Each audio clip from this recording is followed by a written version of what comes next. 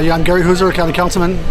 We have an issue before us today to bill on first reading to require disclosure and buffer zones on pesticides, restricted use pesticides, and a moratorium on GMO development and some other things. But our island is ground zero in the state in terms of the amount of pesticides, restricted use pesticides, the amount of genetically modified research, the amount of crops. And people are concerned about the environment. They're concerned about the impacts on their health, concerned about the environment, and right now the information is not available to the public. So first and foremost, this is about getting the good information, the right to know what's happening, and then the right to know what those impacts are through an EIS and again a moratorium.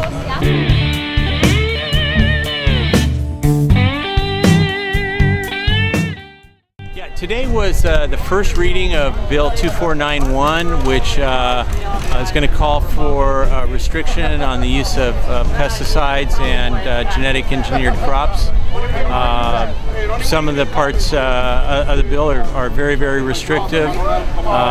For example, a 500-acre buffer zone for pesticide use renders most of our land useless. We would only be able to use a very, very small portion. We would probably lose 80% of our land if that buffer zone was in place. The moratorium, there's just a plethora of provisions in the bill that would make it very hard to operate and stay in business.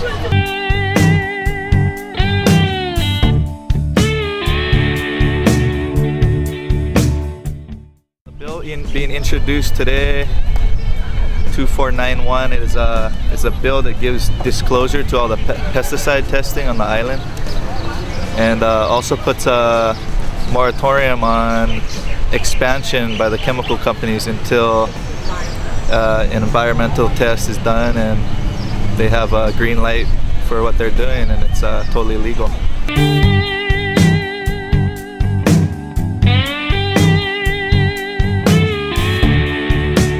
The world's looking at Kauai as ground zero for chemical testing by these companies.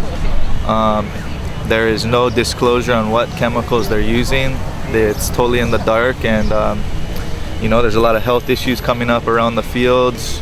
Some of these chemicals are known to be able to go within 1,000 miles in open air, and everything done on this island is done in open air. So we have big questions that are unanswered, and that's why this bill is being brought up.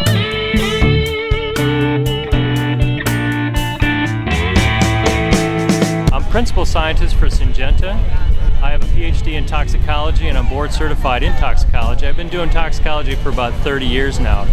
Done about every tox test that you can imagine, and they're all basically trying to get at safety testing to understand what chemicals can and can't do. And that's what this whole bill is about, it's talking about challenging a very well-established system that EPA has for registering products that we use on our farm at Syngenta. The place at Syngenta is a seed farm.